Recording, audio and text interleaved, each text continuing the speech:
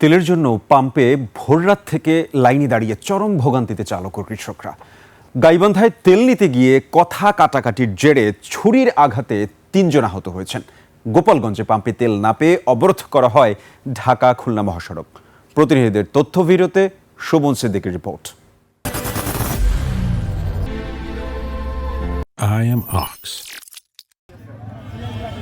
গাইবান্ধার পলাশবাড়িতে ফিলিং স্টেশনে তেল নিতে গিয়ে লাইনে দাঁড়ানো নিয়ে কথা কাটাকাটির জেরে ছুরির আঘাতে আহত হয় ৩ যুবক। এ ঘটনায় অভিযুক্তকে ঘটনাস্থল থেকেই আটক করেছে পুলিশ।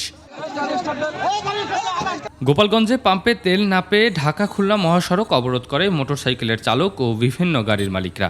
সে সময় মহাসড়কের প্রায় ১.৫ কিলোমিটার জুড়ে সৃষ্টি হয় যানজট। এতে ভোগান্তিতে পড়েন দূরের বাসযাত্রীরা। পুলিশ ঘটনাস্থলে গিয়ে পরিস্থিতি নিয়ন্ত্রণে আনে।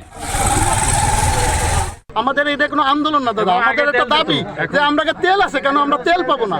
এত সময় হয়ে গেল, আমরা যখন জানতে চেষ্টা করলাম যে ঘটনা কি, যে তেল কেন পাচ্ছি না, তখন মালিক পক্ষ থেকে বলছে যে ইউনোর কোনো একটা দরবারে গতকালে একটা সাংঘর্ষিক কোনো ঘটনা ঘটেছে।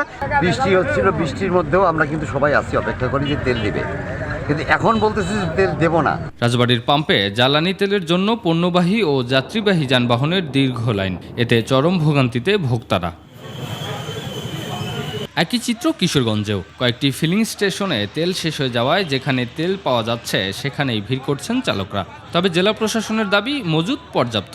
আতঙ্ক থেকেই চাহিদা বেড়েছে। নোয়াখালীতেও তীব্র আকার ধারণ করেছে সংকট। ঘন্টার পর ঘন্টা অপেক্ষার পরও তেল না পেয়ে ভোগান্তিতে চালকরা। এ অবস্থায় অপেক্ষমান চালকদের পানি ও স্যালাইন বিতরণ করেছে ছাত্রদলের নেতাকর্মীরা। ঠাকুরগাঁওয়ে সরবরাহ সংকটে অধিকাংশ পাম্প বন্ধ রয়েছে। কয়েকটি স্টেশনে নির্দিষ্ট সময়ে তেল বিক্রির খবরে রাতভর লাইনে দাঁড়িয়ে থাকছেন চালকরা। প্রশাসন বলছে ফুয়েল কার্ড চালু করে পরিস্থিতি নিয়ন্ত্রণের চেষ্টা চলছে। ফুয়েল কার্ড ব্যতীত কোনো মোটরসাইকেলে ফুয়েল পাবে না, আমরা এটা এনশিওর করতেছি এবং আমাদের জেলা প্রশাসনের পক্ষ থেকে যে নিয়মগুলো আমাদেরকে বলে দেওয়া হয়েছে আমরা সেগুলো প্রতিপালন করার চেষ্টা করতেছি 100%। সিরাজগঞ্জে শেষ পাম্পের তেল নিতে পাম্পগুলোতে ভিড় করছেন কৃষকরা। প্রয়োজনের অর্ধেক তেল দেওয়ার অভিযোগ তাদের। প্রশাসনের পক্ষ থেকে নিয়ম বাস্তবায়নের কথা বলা হলেও চালকদের দাবি সময় মতো সরবরাহ নিশ্চিত ও লাইনের চাপ কমাতে দ্রুত কার্যকর পদক্ষেপ প্রয়োজন। সুমন সিদ্দিকী বাবু, ২১ টেলিভিশন।